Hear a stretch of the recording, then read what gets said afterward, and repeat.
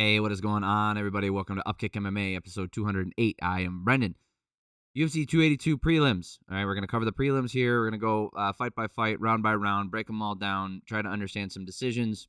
If you're looking for the main card and that main event, that's in the video from last night. If you're looking for the Bellator event, a couple of videos on that before. If you're looking for a specific fight breakdown, that's in the comment section down below. I have it timestamped down there. Before we get into the first fight, Raul Rosas Jr. versus Perrin. Before we get into that, if you like MMA, you like podcasts, if you like any of the things that I just said about what I'm going to do here, subscribe to the channel so you know the next video is coming out. Let's get into it. Big moment for this kid, eh? It's weird. I'm in my early 30s. I just drew a blank. I went to go say my actual age, and I forgot. To be honest, I don't know of it off the top of my head. It's really stupid.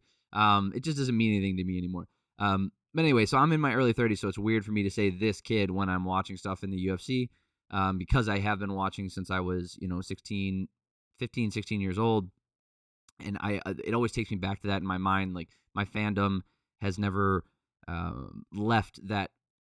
Not that mindset. Obviously, I've had an evolution in myself, and I guess more of a change in how I approach watching fights. It's less. I try to make it a lot less emotional. I try to get a lot less emotionally invested in fighters, and hooting and hollering, and going crazy. It's more analytical. Obviously, me taking notes and breaking them down.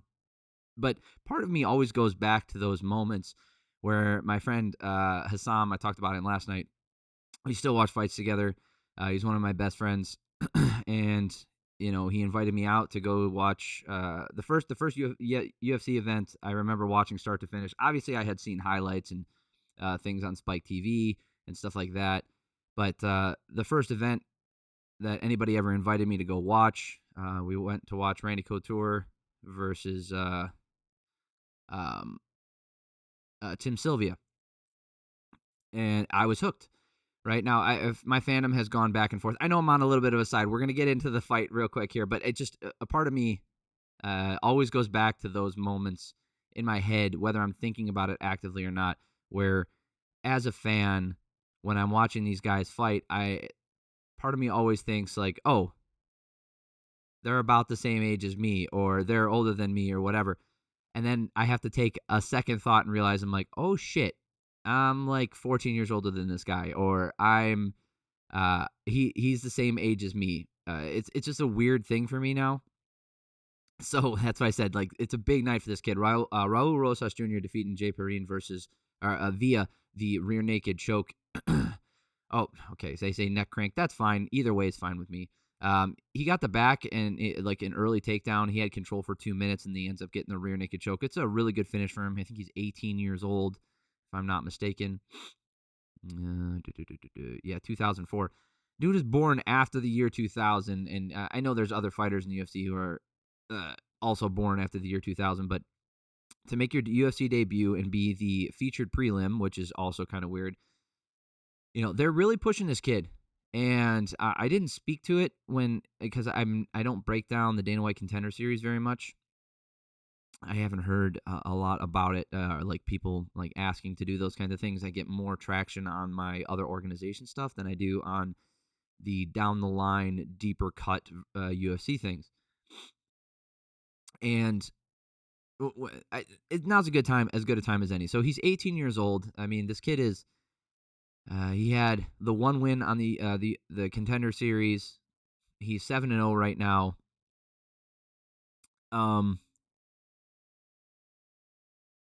I have seen this before. Okay, obviously he just set the record for the youngest fighter to appear in the UFC.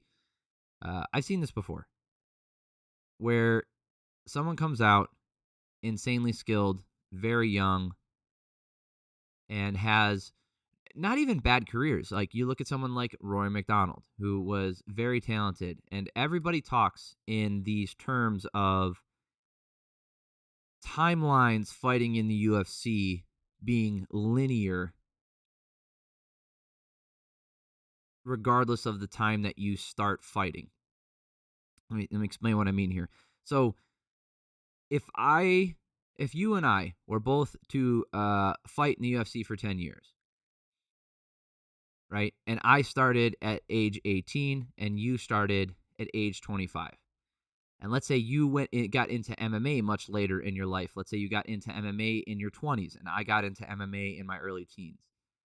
10 years in the UFC, 10 years of experience, all other things being equal, you would assume that me being the younger talent going to the UFC, I would have more opportunity to grow, more opportunity to reach like higher levels and get to more likely to be a champion than you, because the way they talk about it is, oh, imagine what this kid's going to do when he's 24, because we know when people are 24, they're really good.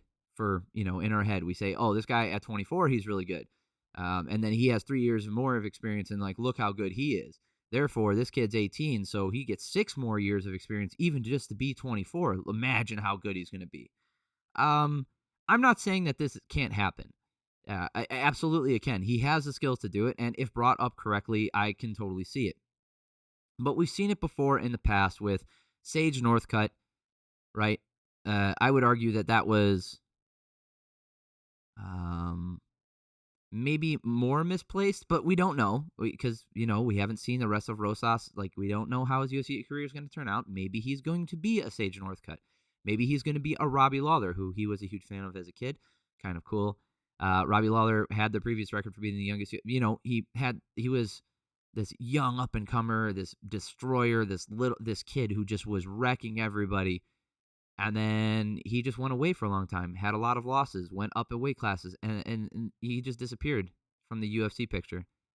Then he comes back and becomes champion. Almost like a second wind in his life, in his career, right? You could have a Rory McDonald-style career where you start off really young, you are beating people really young, you make it to the title, you never win it, and then you kind of burn out young, right? You could have a career... I'm trying to like John Jones, where he started young, became champion very young, and then stayed at the top of the game for pretty much ever. Now, I would argue there's a lot of extenuating circumstances that allowed him to do that, mainly being the weight class that he competed in and the timeline he competed in it. But there's all range of possibilities. But I would argue the most likely scenario when starting out fighting very young, the most likely scenario, given the way the UFC... and another thing, that 10-year experience, right, in the UFC where you and I are starting, in this scenario, let's say you have been training outside of the UFC, active in some sort of martial arts, wrestling, jiu-jitsu, karate, judo, something, right? And let's say you've had some MMA experience, you just haven't made it to the UFC yet. But whereas, I started when I was 18, you started when you were in your 20s, or I started when I was in my early teens, you started when you were in 20s. And then you get into the UFC when you're 25 and I'm 18 or whatever. So my point with that is, after 10 years in the UFC, you might have already had, first of all, the physical growth, the biggest physical growth that you're going to have, all your mature muscularity, the initial volume development, and obviously the hardness and density of the muscle still increases. But a lot of that skeletal muscle structure that it grows fully into your adult structure that happens, from 16 to 25-ish. It can vary. It can start earlier. It can end earlier. Lots of things go into that.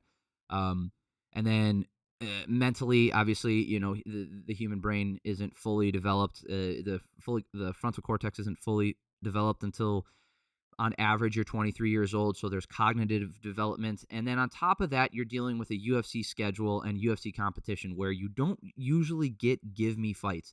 So you are fighting top tier talent, people trying to make a career out of this, make a life out of this. They're trying to make enough money for their family. They're trying to live this life. They're trying to become champion, and you're competing against them 2, 3, 4 times a year. How much more improvement are you going to make in that 10 years as opposed to the guy who's already made improvement, who's 25, and now he's got 10 years in the UFC, starting with a stronger base?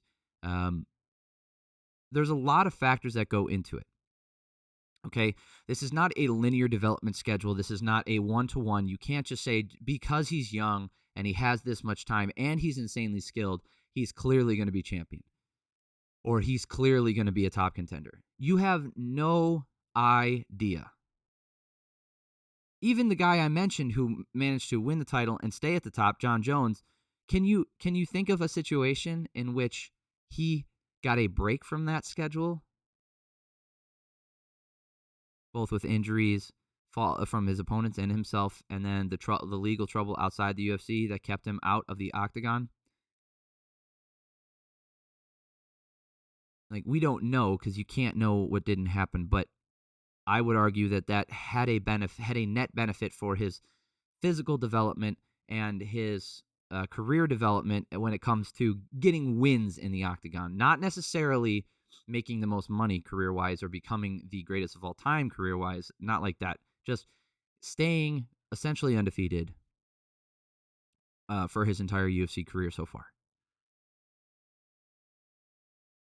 So, that being said, if they take all that stuff into account, they give Rosas time to develop, they allow him to have some time off between fights, they give him like a year between fights. If this kid has the team around him to have the wherewithal to take their foot off the gas just slightly and realize they have a ton of time, let's really develop him.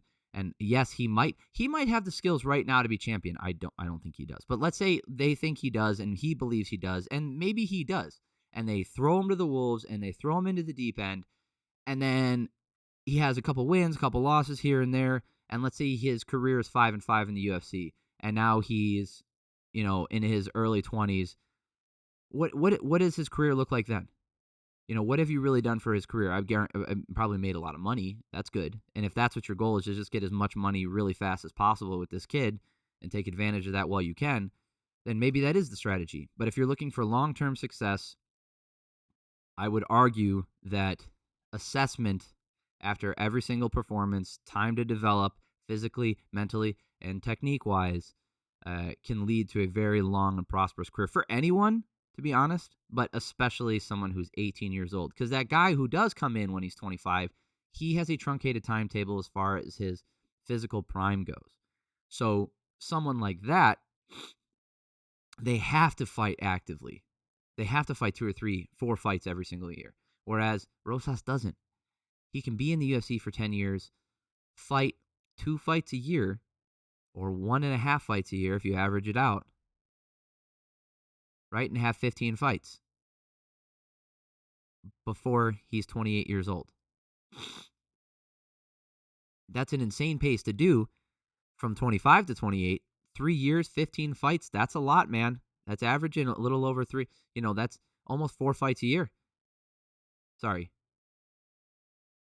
More than, no, that's almost 5 fights a year. I'm an idiot. That is 5 fights a year. Oh, no, because if you count 25 and through the 28, technically 4 years. Doesn't matter. 4 to 5 fights, 3 to 5 fights a year, whatever. Anyway, that's a much higher pace, right?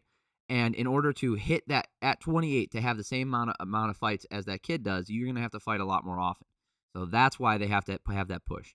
So this was a little aside because the fight didn't last very long. He looks insanely skilled, and I figured I might as well talk about it now. I think the sky's the limit for this kid. I really do. I think he's got what it takes. He has the skills. He's insanely strong for an 18-year-old in this weight division. I think he can make a lot of developments. I don't know what his chin looks like.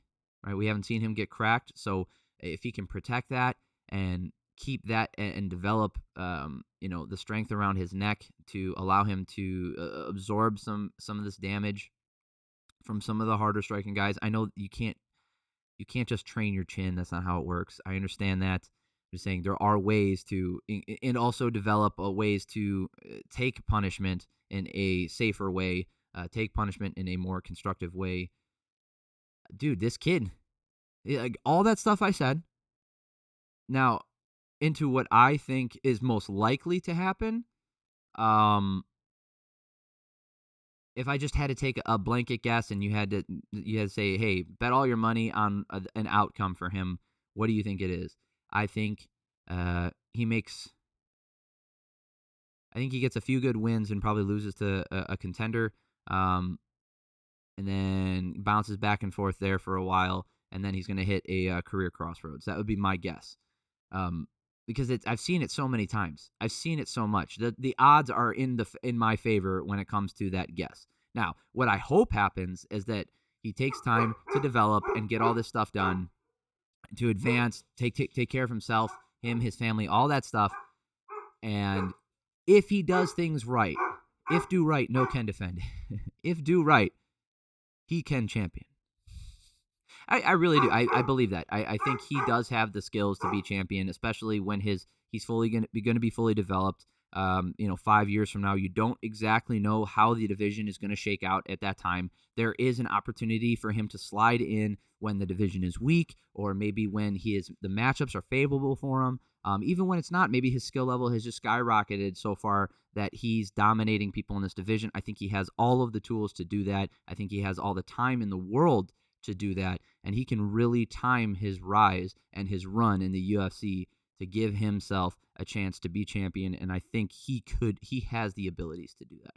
He really does. Okay. So my initial reaction was, oh, here we go, another UFC hype job. And I really don't want it to be that. I don't. This kid, like, when you see someone with the grappling abilities, the strength to get it to the ground, at this age, with he does have a little bit of a frenetic pace of a younger fighter. But when you see this stuff, dude, if he does this right, he can do it. He can do it. All right. Great win for him. Excellent debut. Congratulations on that. Fantastic fight. All right, Jairzinho Rozenstruik versus Chris Daukaus. This one didn't last long, guys. I ain't got much to talk about here.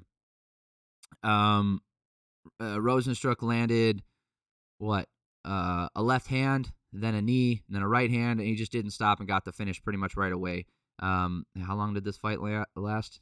It couldn't have been 30 seconds, right? Couldn't have been more than 30. 23 seconds. I was going to say, it couldn't have been more than 30 seconds. Really fast. Chris Daukaus he's having a rough go of it. The guys he beat leading up to here, you look at these wins, maybe they're not as impressive as you think. Hey, all of his fights have ended by stoppage, both for him or against him.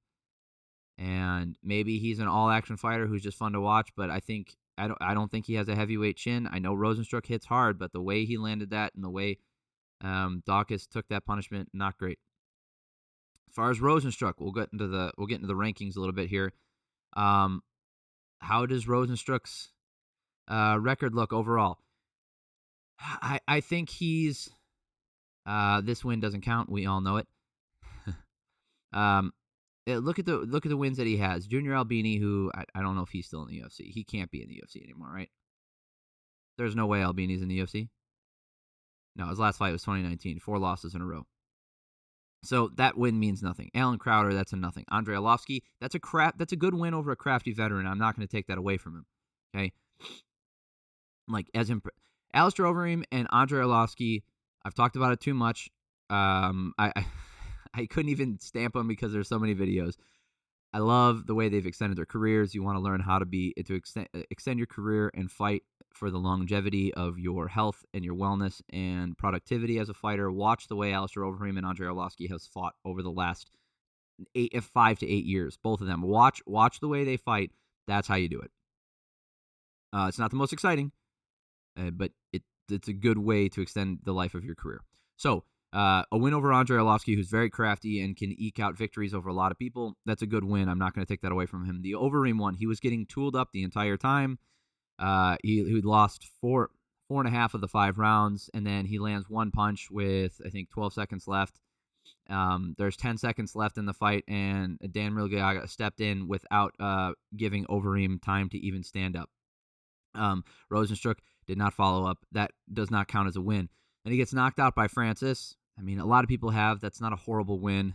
Win against Junior Dos Santos. Again, good win, because Junior Dos Santos still has a little bit of go left in him. Lost to Ciro Gane, right? step up in competition again against an active, like, young fighter. Because look at who he wins against. He's winning against guys like, nobodies who aren't in the UFC anymore, or veterans, people who have been in the game probably too long. And like I said, the Overeem one doesn't even count as a win for me. And then he's got the, again, win over Junior Dos Santos. I don't know if he has a win over someone born after 1985. Anyway, so the loss of Cyril Gane's insanely good. There's no shame in that. Then he beats Augusto Sakai, who, in my opinion, is, again, Sakai can't step up in competition either and get a win, it seems like. Then he loses to Volkov pretty definitively. And again, he's an older fighter, but he's still one of those guys who's vying for a title. Then he gets a win versus Daukaus, who's, on a 3-fight skid, who, again, the heavyweight division is so weird. It's very 50-50 with a lot of these guys, okay? Where a lot of them, you look at their record and you say, so whatever.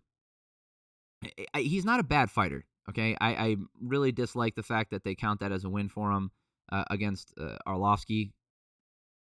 But at heavyweight, it's good to have another contender in here. It's good to mix it up. Now, who could he fight? Tom Aspinall's coming off that injury. I don't want to see him fight Curtis Blades again. Tai Tuivasa's a fun one. Rozenstruik versus Tuivasa, that's a banger. That's a fun fight. That's one that they could get. Tuivasa's coming off a loss. Rozenstruik's coming off a win. You hate to do that to Tuivasa to try and put him in that situation again, but the dude loves the bang, so let's put him in there. Let's go. Here's the other thing is Derek Lewis. Rozenstruik has not fought Derek Lewis. I think they were scheduled to fight at one point, but they never fought. That could be a fun fight. Rozenstruik, it's heavyweight, so he could always get a title shot. He puts 2 more wins together, he gets a title shot given the right circumstances. Sergey Pavlovich is the one, in my opinion, who's probably most likely 1 win away from the title. If not, I still don't know why Francis is allowed to keep the belt this time. They took the belt away from him when he was, out for 6 months. Now he's out for, like a year or something, and they're allowing him to keep the belt. So I don't understand why they're allowing that. Good win for Rozenstruik. Keeping it going in the division for him. Definitely has weaknesses that he can work on, but it's heavyweight. Dalcha Lungiambula versus Edmen Shabazyan. Another young guy. Same thing. We talked about this earlier. Shabazyan came in, guns blazing, coming into the UFC hot. A lot of hype behind him. Pays off. He gets like 3. I think he had 3 impressive wins in a row, or 2 impressive wins in a row, and he kind of hit a wall. So what did he do? He took 2 years off, or took a full year off. He got better, and he comes back here against a step down in competition against Dalcha Lungiambula. And he really just tooled him up. The first round here, Edmen had stabbing kicks to the body. Edmen staying on the outside, avoiding some of the biggest swinging punches from Dalcha.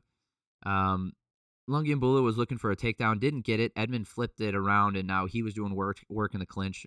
So even in the clinch, the standing grappling exchanges, Shabazyan looked fine. I mean, Dalcha's not the most efficient wrestler. He's just very strong. So, this doesn't mean that Shabazyan has shored up all those holes in his game, but it's still good for him to show that he's competent enough to keep a guy like that off of him and not get taken down. Dalcha landed 5 or 6 hard kicks in that first round that did damage. Let's see here. Where's the... Anyway, it's he landed 5 or 6 hard kicks, some of them to the leg and some of them to the body. But the damage, in my opinion, was all Shabazyan, 20-11 in that first round. He really was showing the proficiency in his striking, the distance management that allowed him to keep out of the range of those giant swinging punches. Dalcha was throwing these giant overhand rights, and he was able to avoid all those things. So, if you play that game and you stay there too long, there was a couple moments where, Lungiambula got close, and, a millimeter here, an inch there, and, we're talking about a different situation here. But Edmen kept it interesting enough by staying active, but he was on the outside backing up, poking when he could, trying to get Lungiambula to kind of engage first so he could counter, and he obliged for a lot of it. Second round here, Dalcha poked Edmen 3 times. Poked him 2 times, sorry. Poked him 2 times in the eyes. Got warned for holding his fingers out. Kicked him in the nuts, then punched him in the nuts in the second round. Yes, it was an accident because it bounced off the hand, but held finger, like I said. And then when the first round ended, he threw a punch. He caught a kick. The bell rang. Then he wound up and threw a punch after the bell rang. And no points were deducted. Unreal.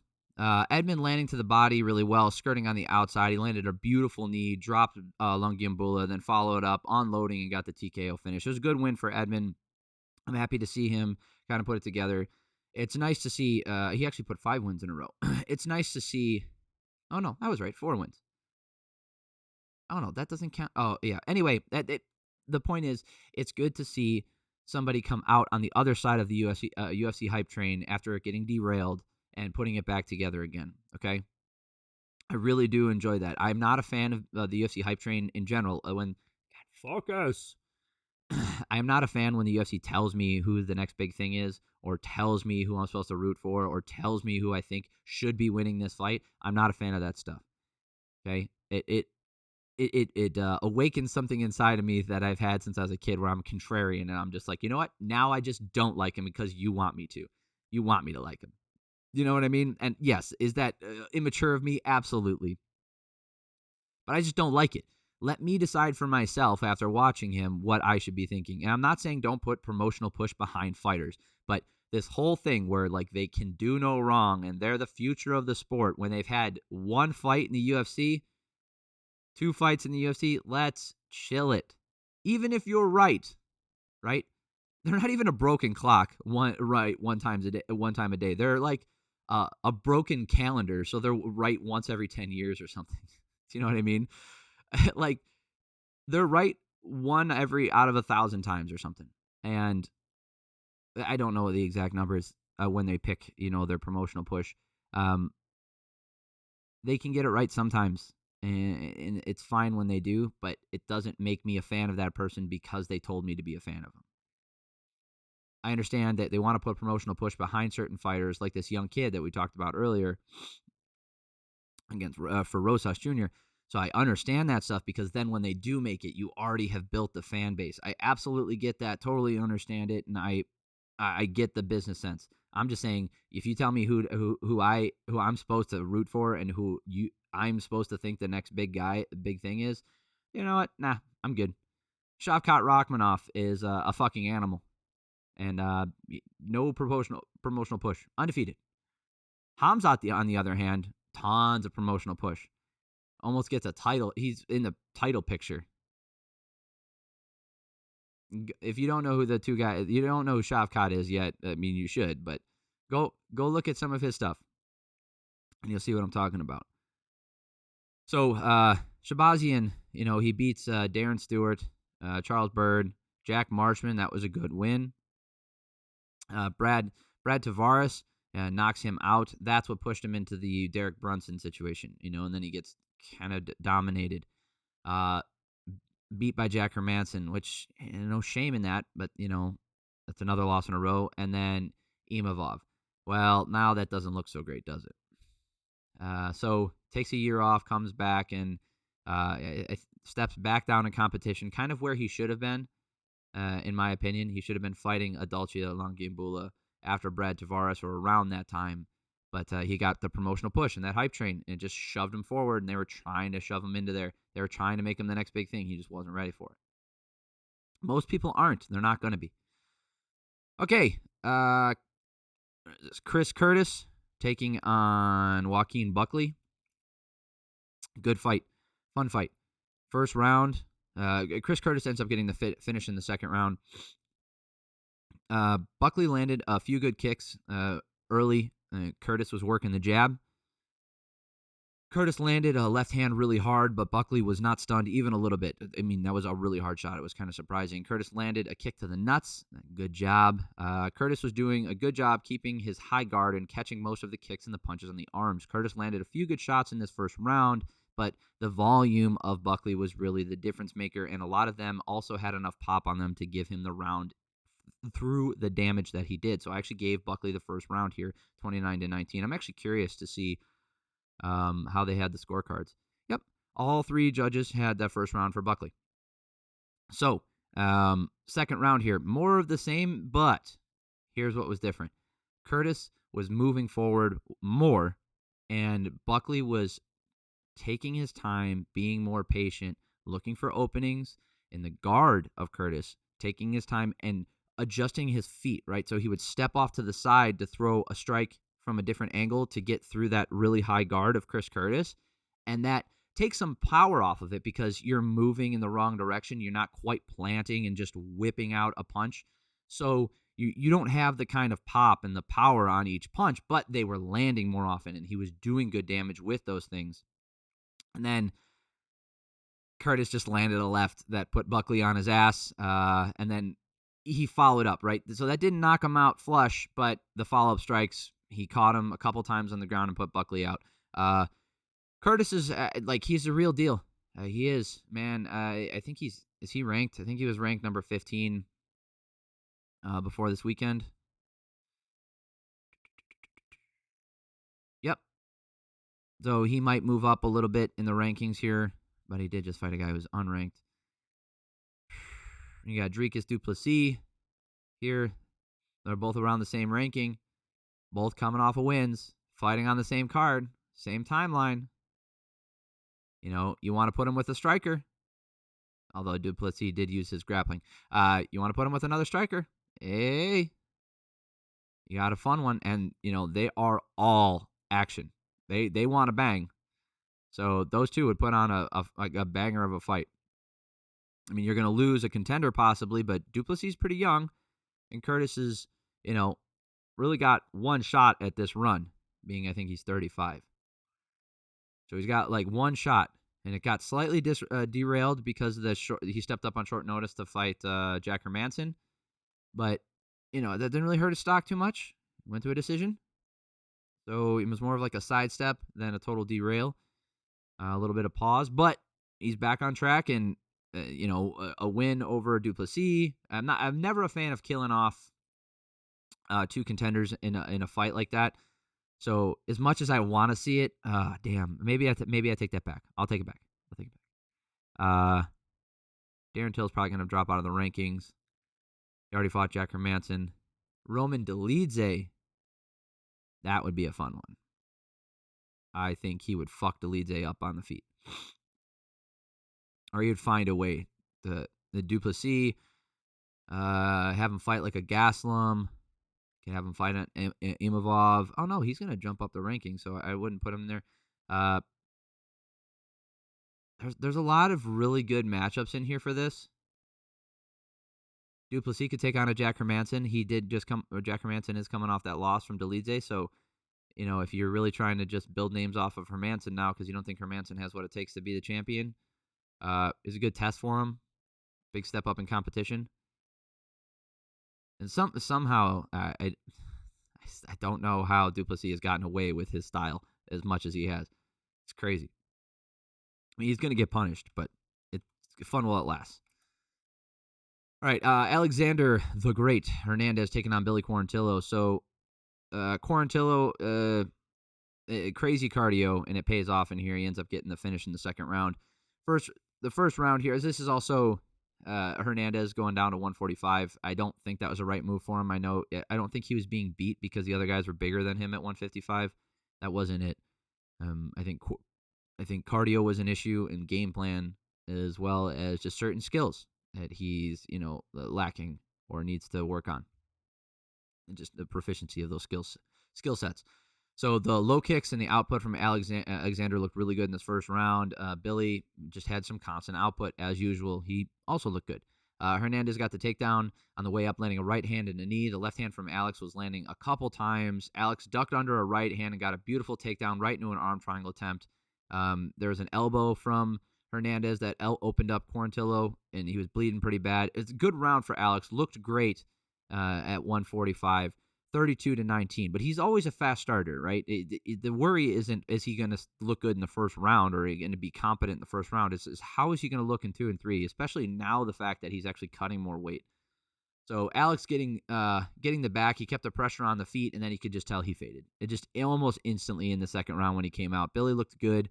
Both guys were staying in the pocket, just swinging. Hernandez wasn't moving his feet anymore. Billy just started breaking down Alex, landing, just pop, pop, pop, pop, pop, pop, pop. This is like the trickle effect, man. Landing hard shots, getting the takedown. Hernandez was like super tired.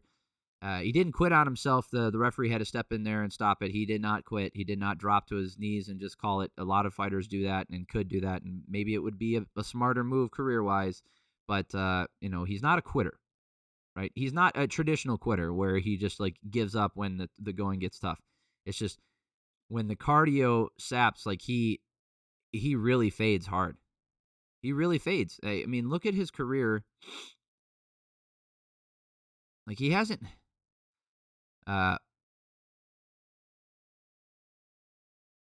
There we go. So he hasn't had a horrible career. It's just he can't really get it going, okay? He got the win versus OEM. Remember, he had that knockout of Beneil Dariush in his debut. That really set him off, and I feel like on the wrong foot, right? Because now it puts him in this situation where you're right into the deep end because Beneil Dariush was still really good. I think he was ranked at the time. But now look at where Beneil Dariush is. He's arguably the most... deserving of a title shot at 155, in my opinion. He should be fighting for the fucking title right now. Okay.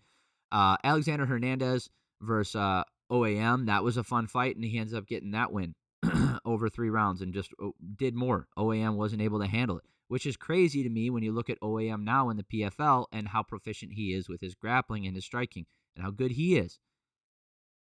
And they're like, the hype train, he's going to go kill this old guy, Donald Cerrone. And Donald Cerrone's like, I don't think so. Then he gets a win over Francisco Trinaldo, which is a great win. And he loses to Drew Dober. That's a rough one. Gutzmacher, that's an okay win. Thiago Moises loses to him. That's, step up in competition. Mike Breeden, he should win that and wins that. Loses to Renato Moicano, who we've seen is insanely good. And now goes down and fights another hard guy. So he's been in the deep end ever since his first fight in the UFC. And that's not allowing him to really, not even about building confidence. I put less stock in that. I understand it does play a factor. Like, this is not a video game. These are not computers. These are human beings with emotions and feelings. And there is such a thing as positive reinforcement when it comes to getting wins in the UFC, putting wins in a row, and the effect that has on you. I get all that.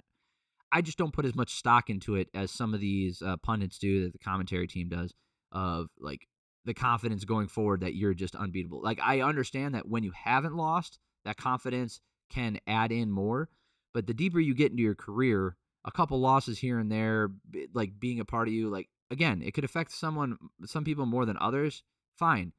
I really just think he's fought a higher level guys the entire time. Like, when he's not fighting the highest level guys, he's getting wins when he's supposed to win. And then he's losing to some of the guys where you're like, oh, yeah, well, that makes sense. That's a tough fight for him. So if he could take a step back, I don't think 145 is the right move for him. I think going back to 155 where he's not cutting down, shoring up some of the cardio game. He's got the wrestling. He's got the power. He's got the striking. He's a little bit hittable.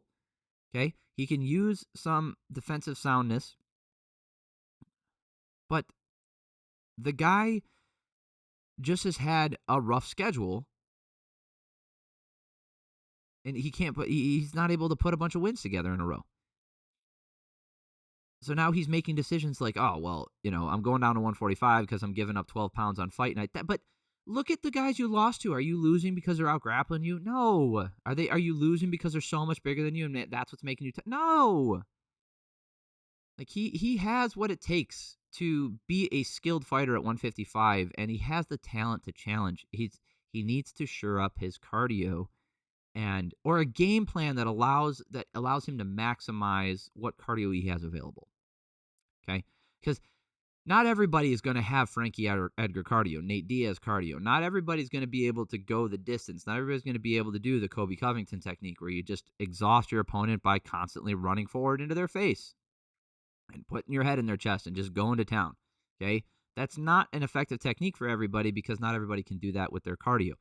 But you can manage your cardio. I mean, look at, as much as I dislike Yoel Romero, you can tell that his cardio is a problem because as he got older in his career, you could tell his output just went down. So what did he do? He maximized his cardio. So he used slower, methodical technique, and all he did was throw big punches. And then he would play the game.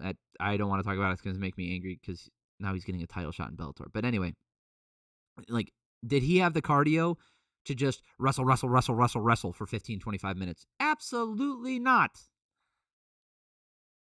So then how was he getting wins? How was he knocking people out? How was he able to do that? Well, he would maximize what cardio he did have. So he would fire off and burst and then wait. Fire off and burst and sit. Look at someone like Derek Lewis. Fucking no cardio to speak of. All he does is throw big punches and wait. Throw big punches and wait. Throw a big kick, move him back, throw big punches and wait. Okay? I hate that technique. I hate it for a lot of reasons. It's the only reason it works is because the game that we're in. And you can do that stuff too. And like Hernandez has better cardio than the guys I just mentioned, okay? And he has good wrestling as well.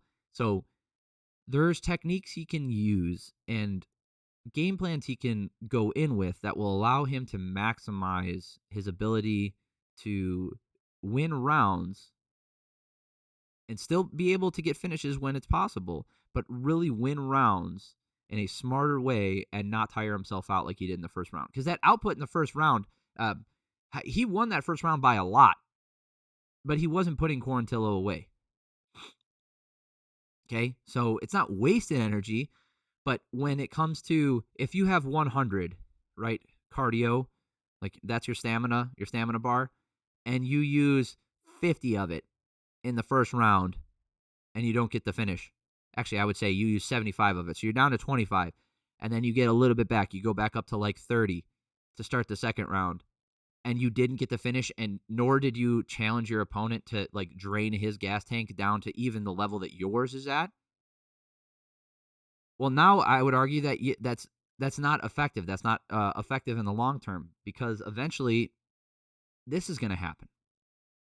And it's happened before. He just gets tired. All right, let's move on, shall we? 42 minutes. All right, TJ Brown versus Eric Silva. That's where we are. TJ Brown versus Eric Silva. TJ Brown looking like mini Johnny Walker. Dude does. All right, let me pull up a picture of him.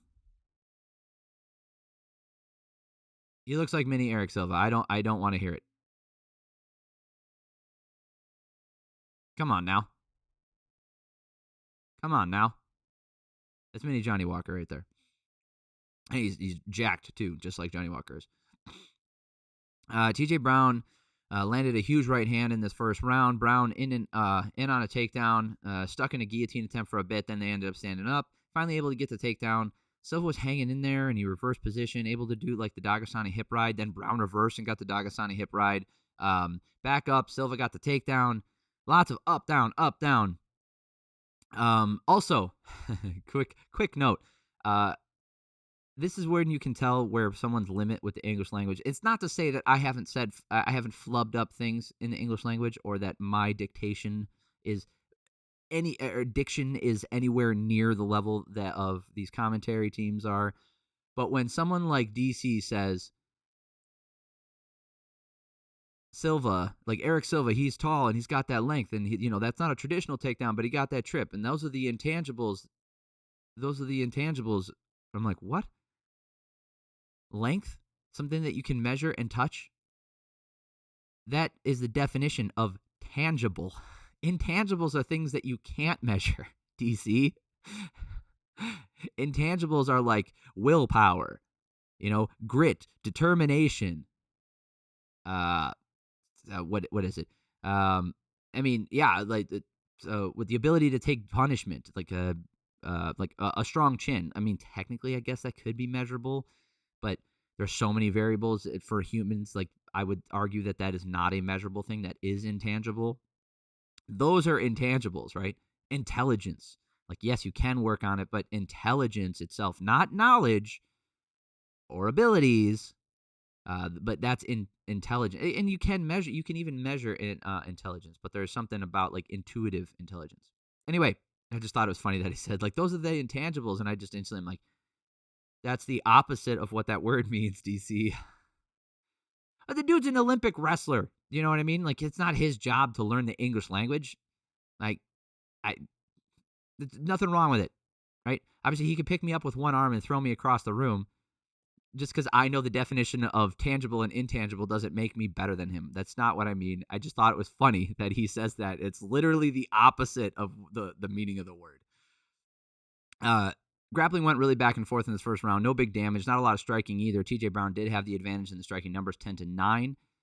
It's just I felt like Silva landed a couple shots in that round, but the round was Brown's. I felt Brown had more control in that round. 3 minutes, he did more damage, enough damage to keep it even, if not more. All him. Second round here, Brown did a good job that round keeping the advantageous position. That's pretty much all I got to say. Eric did land more significant strikes, 10-7, but not enough to outweigh the 3 minutes and 14 seconds of control time and damage that Brown did. And then here in the third round, Brown was on top for most of the round, working for an arm triangle, and ends up getting the finish. So no need for the judges' scorecards, although I am curious to see the judges' scorecards.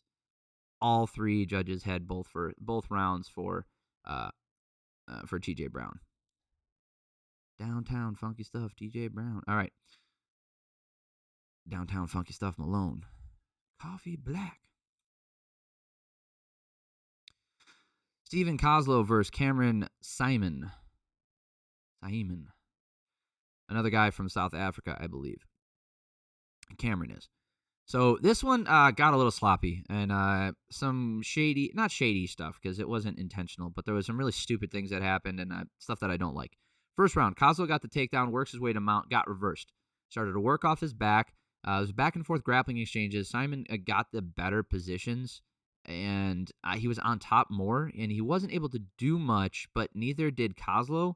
So I was leaning towards Cameron. So if you look at total striking numbers, 4-3 in favor of Cameron, but that's not the story. The story is the amount of time in dominant position. 2 minutes and 30 seconds for Saaiman, and only 1 minute and 30 seconds, give or take. I know almost 1 minute and 40, whatever, for Koslow. And yes, he did get the takedown, but there was no real submission attempts. There was no real damage here and there. So, when Koslow was on his back, he was controlling position pretty well, and the commentary team did mention that, but I don't see a way that you get... I could see you giving it to Koslow. I don't agree with it. I give it to Cameron. Second round here. Koslow locked up a guillotine, and then Cameron got out of it. So that, like, he goes for a takedown, and then Saaiman rolled and reversed, works his way to getting the back. Koslow was working on a takedown and ended up getting kneed in the head with both knees on the ground. Cameron stopped himself. I really appreciate that. So Chris Tognoni, who is the referee, did not stop the fight when the illegal knee took place, because he was explaining this to Steven while the break had taken place, that he didn't see where it landed, and Koslow said, it hit me right in the fucking face. It was an illegal knee. It happened, and Cameron realized it. We got overzealous in the moment. You are still liable for you're in control of your weapons. You're still liable for any technique that comes off your body, and it was an illegal strike. So I still gave that round to him. He did get a point deduction. I still gave that round to him. I had him up 19-18 because of the point deduction, though. And here's the thing. In this last round, Koslow was getting kind of reckless in the grappling. He was kind of reckless in the grappling the entire time. He forgoes his defense for stuff. He just would always forego his defense to just try and go for a new submission, and he would go for a new position. And yes, they say position over submission, but when you're going for position, when you're already in decent position and you try to switch to another one, and you're so reckless about it that you're leaving all these openings to get reversed, it just wasn't good. And yeah, he's really good on the ground, but he kind of gassed out. Cameron ended up just unloading on the feet and finished in that third round. You got to wonder how much that knee affected the mentality and the chin of Koslow. It's really unfortunate that that's the way it ended out. Also, his nickname, very weird. Obi-Wan Shinobi the Pillow. Very strange. I am curious to see the scorecards on this one. Derek clearly giving that first round to Koslow, as well as Genichiro and Tony Weeks. Wow, the dream team here. Actually, Tony Weeks gave it to Cameron. Oh, good job. Good job. I am really glad that this did not go to the judges' scorecards, because that could have been a shit show in the third round. Not that I thought it was going anyway, where I just think those three idiots could have found a way to fuck that up. All right, that is it for the prelims. Like I said at the top, if you're looking for the main event and the main card, that's in the last video. If you made it this far in the video, subscribe to the channel. I do all this stuff. I break down fights round by round. I talk about this stuff every single week, 2 or 3 videos covering Bellator. I'll cover almost any organization as long as there's I see like positive feedback on it, right? If I'm seeing that the views are pretty high on it, maybe I'll start to cover it a little bit more. And I noticed that about Bellator, so I started covering their events more religiously. So if you're into that stuff, subscribe to the channel so you know when the next video is coming out. If this is the only video you watch this weekend, awesome. Thank you for spending your time here. Thank you for your time. It means a lot to me. I hope you guys have an amazing week, and I love y'all.